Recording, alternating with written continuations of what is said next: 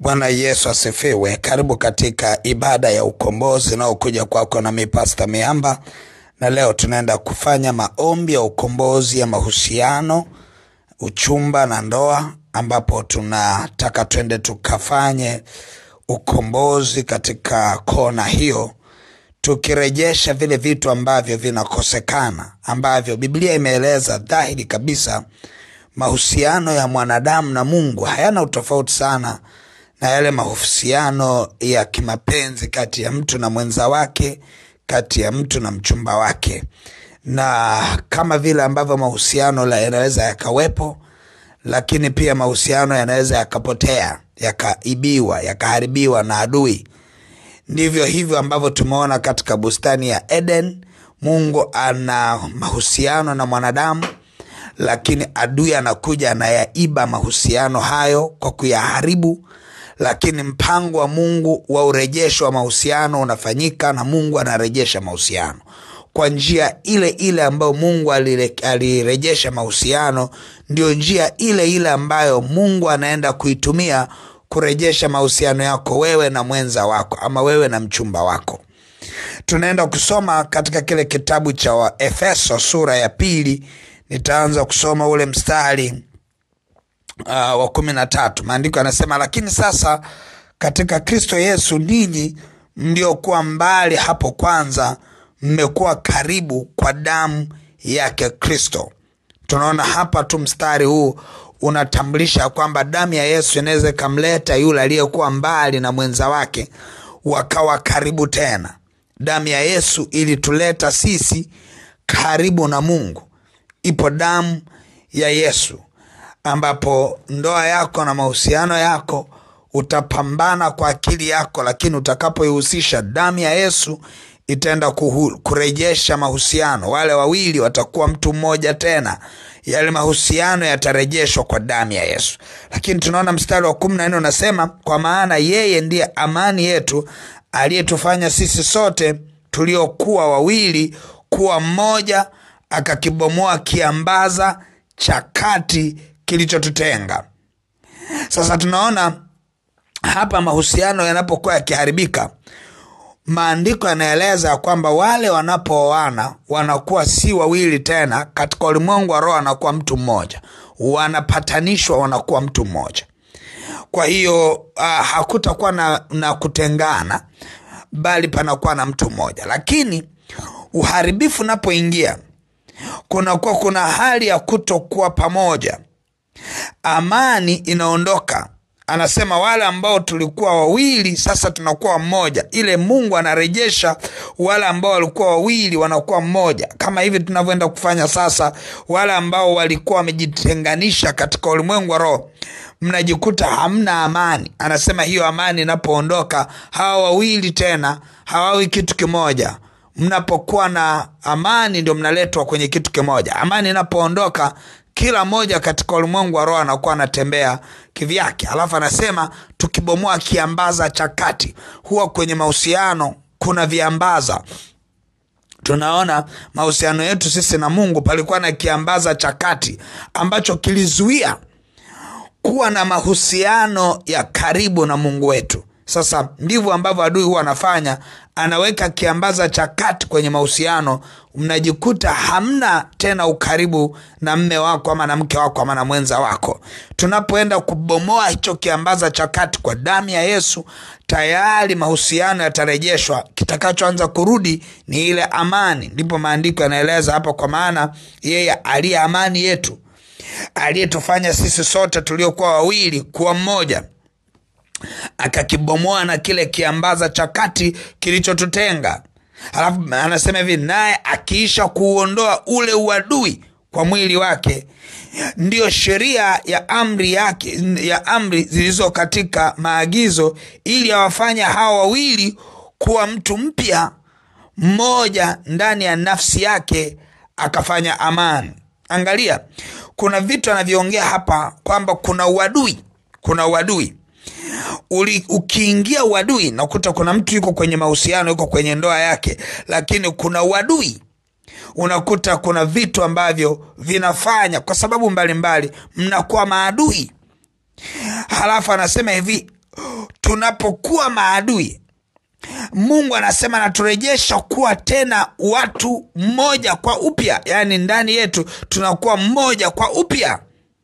Ndani ya nafsi zetu tunapatanishwa kwa amani, kwa maana ya kwamba ule uadui unaondolewa katikati yetu. Nilikuwa naongea na mtu mmoja akaniambia namchukia sana mume wangu. Yani toka alivyo nisaliti, ghafla ninamchukia sana. Nimemsamehe lakini najisikia ndani yangu namchukia sana. Sasa huo ni uadui ambao tayari adui ameshauweka. Kwa hiyo kama hautashughulika na huo uadui kuuondoa, inamaanisha mnaweza mkawa mnakaa nyumba moja lakini ni maadui. Mnaweza mkawa mnaitwa nyinyi ni mke na mume lakini ndani kuna kahali fulani ka uadui. Ndipo hapo unakuta mapenzi yanakuwa hayapo tena. Unakuta hadi ile hamu ina shauku ya tendo la ndoa kama wanandoa halipo tena. Ndani kuna uadui, ambapo leo tunaenda kushughulika na huo uadui katika maombi haya ya ukombozi. Anasema hao wawili sasa, baada ya kufanywa kuwa mwili mmoja kwa njia ya msalaba, akiisha kuufisha ule uadui kwa huo msalaba. Kwa hiyo njia ya msalaba, ile kazi ya msalaba, kazi yake kubwa ni kufisha ule uadui. Kwa hiyo tunachoenda kuomba maombi ya ukombozi mahali hapa ni kuondoa viambaza vya kati vilivyotutenga katika mahusiano. Halafu tunaenda kuondoa ile hali ya uadui ambayo inawakilishwa na kuja kwa amani. Kwa hiyo utaona amani. Halafu ghafla baada ya kuona amani, utaona kibali kwenye ndoa yako, mahusiano yako. Hivi ninavyoenda kuomba, kuna mahusiano yanarejea. Kuna watu mmetengana lakini utaanza kuona simu ikipigwa tena. Kama unafuatilia ushuhuda, nimekuwa nikiongea ushuhuda nimeurusha kwenye zile shuhuda zetu. Kama wewe unapitia pale, mama moja akawa amekuja kusema tumetengana na mume wangu kwa miezi mingi, karibia 4-5. Sasa hata mawasiliano hamna tena. Nilipoomba naye akasema nimejikuta tu ametuma picha yangu kwenye status, alafu akasema I love my wife. Maana yake ni nini? Ni kwamba kuna uadui umeondoka katikati yao ambao uliwafanya watengane, na huo uadui unaenda kuondoka. Ninavyoongea hivi ninaona vitanda vingi vinapona.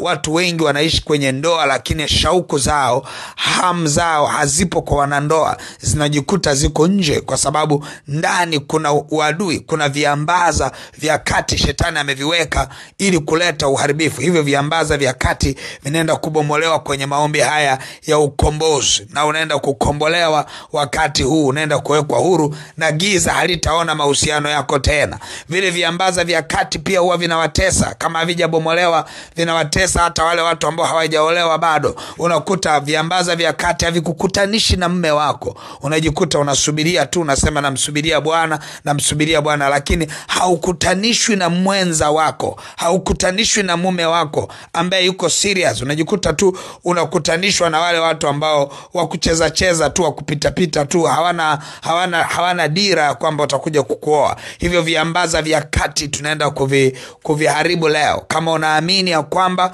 ndoa yako inaenda kukombolewa, jiambatanisha kwenye maombi haya na nakuhakikishia mahusiano yako yanaenda kurejea.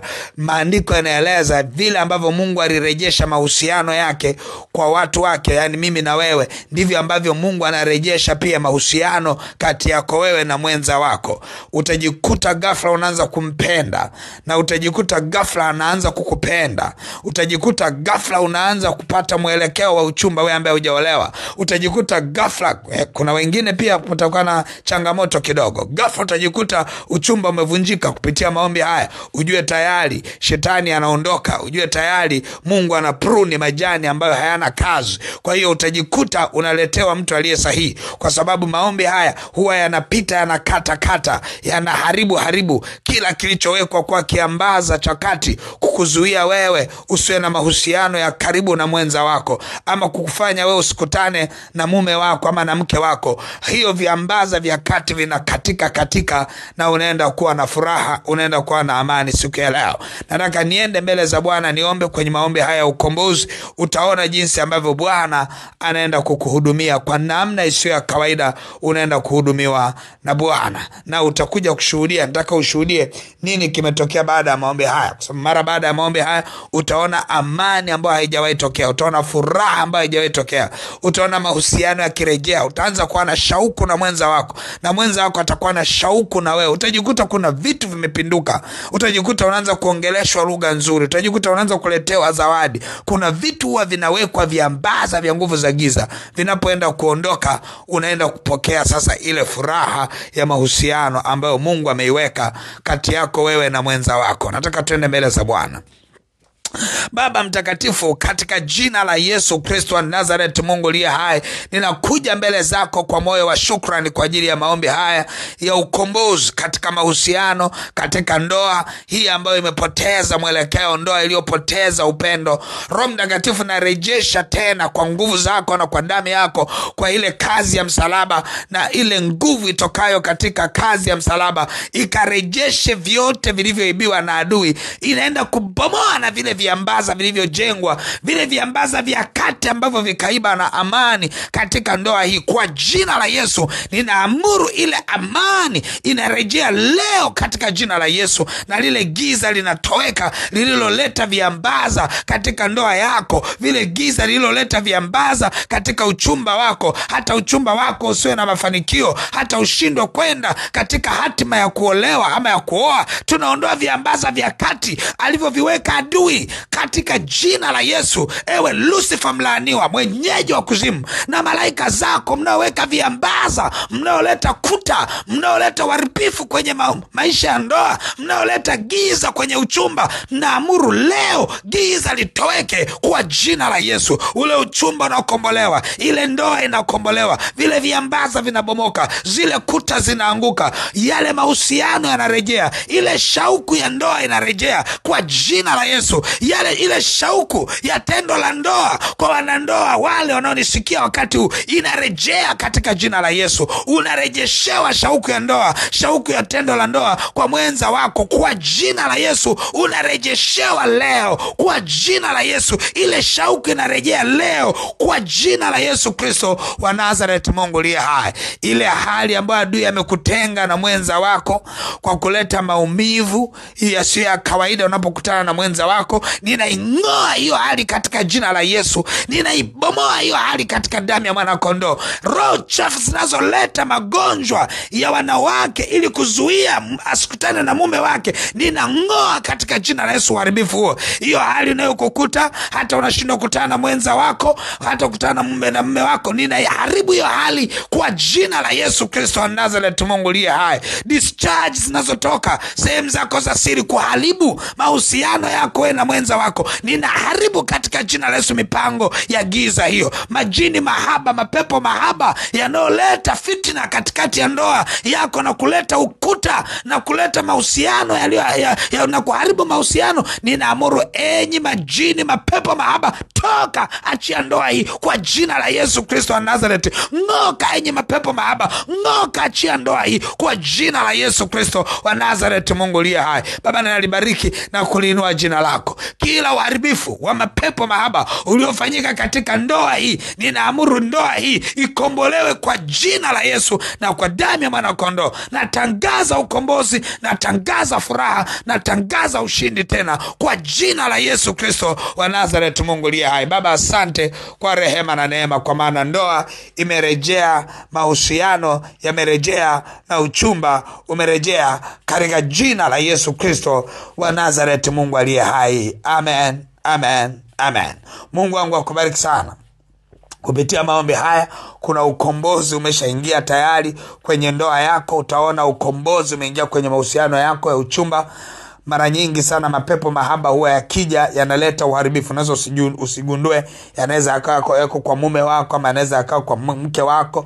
Tumeshaona hiyo. Unamuombea mtu, mapepo yanalipuka, anasema sisi ni mapepo mahaba, tuliiba hadi nguvu za kiume za mume wake ili asiweze kukutana naye. Mambo ni mengi. Mapepo mahaba mengine tunaombea yanaleta uharibifu, yanaleta hali fulani. Unajikuta wale wa mama kwenye sehemu zao za siri kuna vitu fulani hivi vinaendelea huko ambavyo hata hawezi kukutana tena na mume wake. Unakuta mapepo mahaba ndio alikuwa analeta. Maombi haya hakuna nira itakao kushikilia tena, hakuna giza litakalo kushikilia tena, hakuna viambaza vitakavyosimama, hakuna kuta zitakazosimama. Kila uharibifu umeanguka kwa jina la Yesu. Mungu wangu akubariki sana. Basi utashika sadaka yako njema ya ukombozi katika mahusiano yako na ndoa yako, utaiachilia katika ile lipa namba ya M-Pesa ambayo ni 577876 au namba za mawasiliano 0713842123 au 0744982517. Mungu wangu akubariki na uwe na